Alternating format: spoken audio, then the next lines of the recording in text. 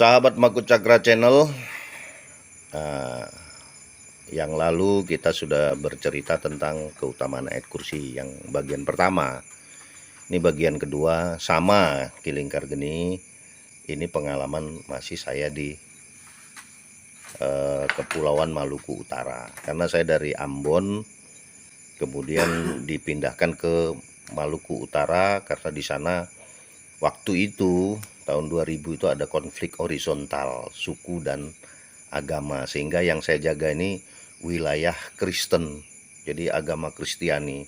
Di sana saya mengetahui ada Protestan, ada Katolik. Disitulah saya tahu ternyata di agama Kristen ini banyak sekali bidangnya, bagiannya, atau ada Efrata, ada Pantekosta, ada Advent. Jadi kalau di sini ada gereja nih di samping rumah ini, rupanya ini gereja Advent gitu. Yang di sini sembayangnya nggak ke sini, dia pergi ke sana ke tempat gerejanya. Yang di sini ada gitu. Nah, itu. Nah, lalu kembalinya ini kita cerita tentang keutamaan ayat kursi. Jadi waktu masuk ke dalam Maluku Utara, dari kita naik pesawat turun di Ternate. Dari Ternate kita naik kapal laut speedboat itu nyebrang ke Jailulu. Sampai di Jailulu itu waktu itu lagi bulan puasa.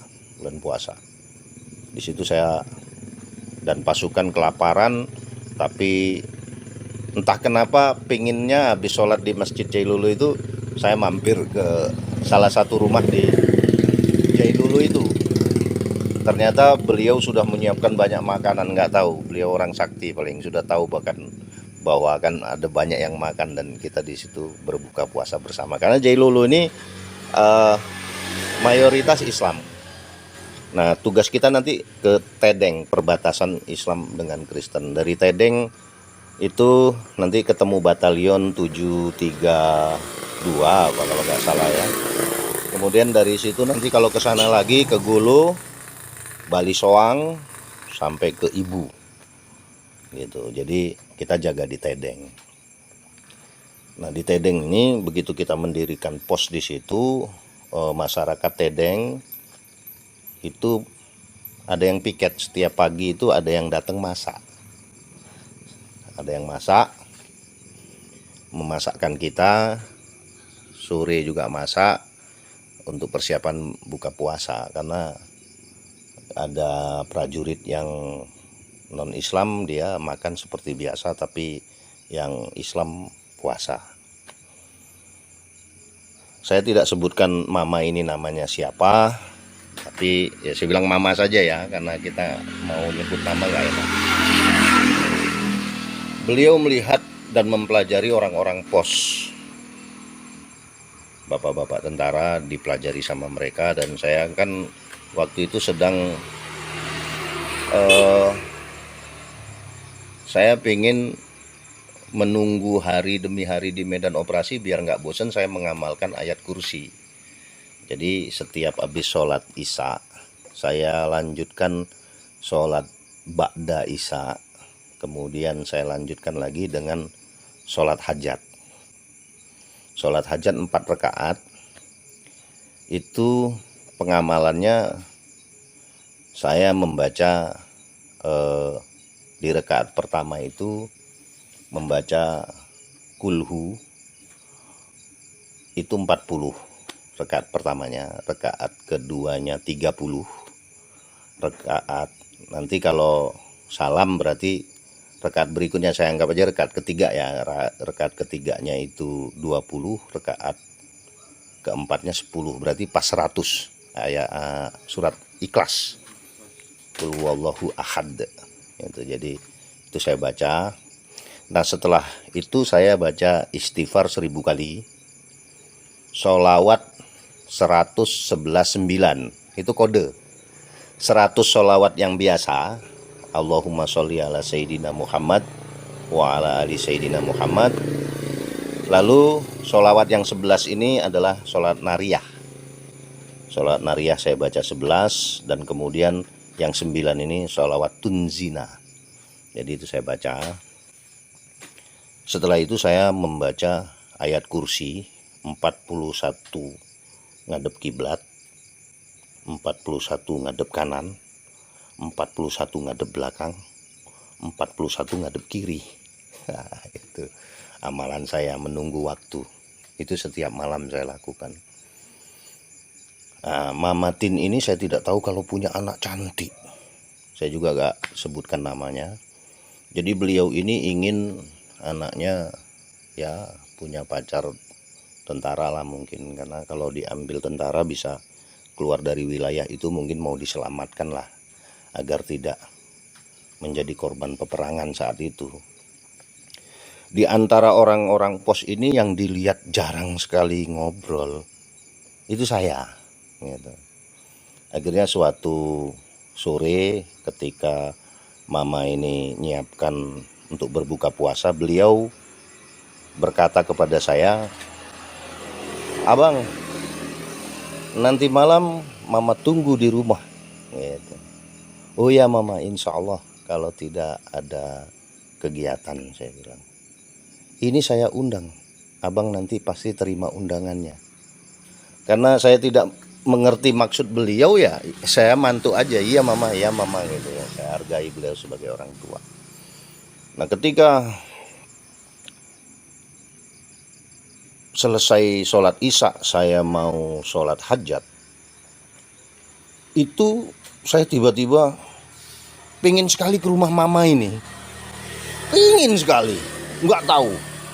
Ada hasrat yang besar yang memaksa saya untuk ke rumah Mama itu. Tapi karena saya sedang lagi laku tirakat, saya juga tidak akan mungkin meninggalkan amalan saya. Jadi saya lanjutkan, saya sholat hajat 4 rakaat tadi dilanjutkan 41 ayat kursi. Dan ketika terakhir saya membaca ayat kursi, saya melihat ada kabut mengelilingi saya. Kabut ini mutar, kemudian saya baca dalam hati, la haula wala quwata illa billahil aliyil azim. Kabut ini pecah. Das. Itu amalan itu bisa sampai 2,5 jam lah, sekitar itu. Artinya kalau dari jam 7:30 itu jam 9:30 kita mau mampir ke rumah orang masih wajar karena masih rame. Akan tetapi setelah kabut itu pecah, saya tidak merasa pingin ke sana. Saya tidak pingin merasa ke sana. Akhirnya ya sudah, kita ngobrol saja di pos. Besok paginya Mama ini datang. Dia bilang begini, "Abang, tadi malam Abang Mama undang Tara datang." Tara itu tidak datang. "Mama undang Abang malam ini. Hebat Abang kalau bisa menolak undangan Mama." Saya masih nggak nyambung waktu itu, bener-bener saya nggak nyambung. Karena nggak ada kepikiran saya ini, kan gitu, nggak ada kepikiran. Malamnya setelah sholat isya kembali, saya itu tertarik sekali ingin ke rumah Mama itu. Akan tetapi itu tadi, saya tetap tidak bisa meninggalkan amalan saya, laku saya, tirakat saya. Saya baca lagi. Dan setelah ayatul kursi terakhir dari ngadep depan, kanan, belakang, kiri, saya menemukan lagi kabut itu. Saya baca lagi, la haula wala quwata illa billahil aliyil azim, pecah lagi. Paginya Mama itu nggak datang, tapi sore datang. "Abang, malam ini undangan terakhir. Kalau Abang tidak datang, Mama akui Abang orang hebat." Dan saya masih nggak nyambung, maksudnya itu saya nggak nyambung. Itu waktu itu nggak nyambung. Kalau sekarang nyambung. Jadi malamnya sama, saya lebih besar, hasrat itu luar biasa sekali. Tapi hasrat untuk tidak memutuskan tirakat juga lebih besar. Akhirnya saya melakukan tirakat dan muncul kabut seperti sama, pecahlah kabut itu. Besoknya Mama itu nggak datang. Pagi nggak datang, sore nggak datang. Usai sholat maghrib.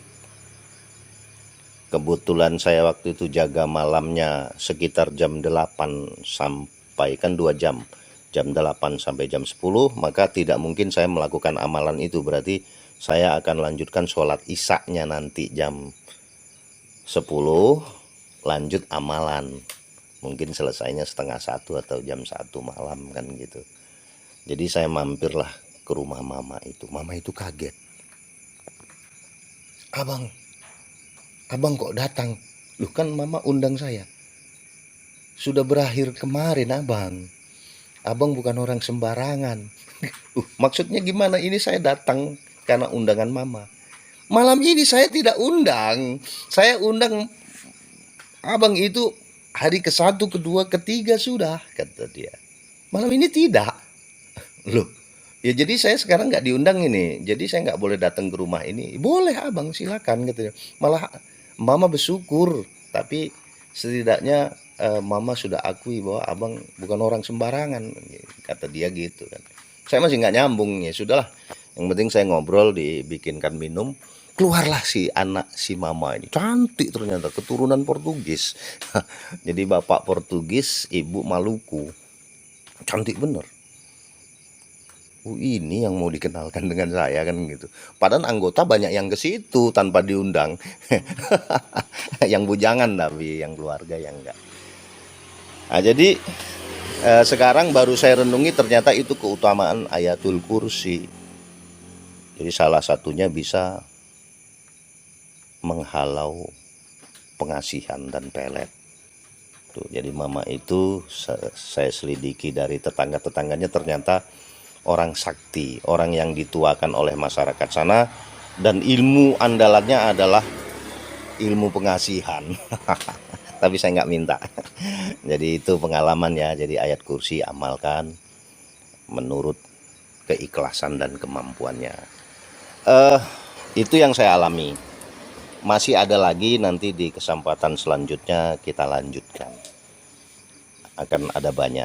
Saya amalan tidak banyak sih. Yang saya cintai itu pertama syahadat, kedua bismillah, Fatihah, sholawat, salah satunya ayat kursi. Yang lain cinta, tapi yang ini lebih sering saya gali dan saya asah. Itu aja sahabat Mako Cakra Channel. Pada lain kesempatan akan saya ceritakan. Saya berbagi ini bukan mau menunjukkan saya hebat, enggak. Artinya mau menunjukkan bahwa ayat kursi itu yang memiliki suatu kelebihan yang dianugerahkan oleh Allah Subhanahu wa taala. Terima kasih sahabat Mako Cakra Channel, playlist obrolan santai.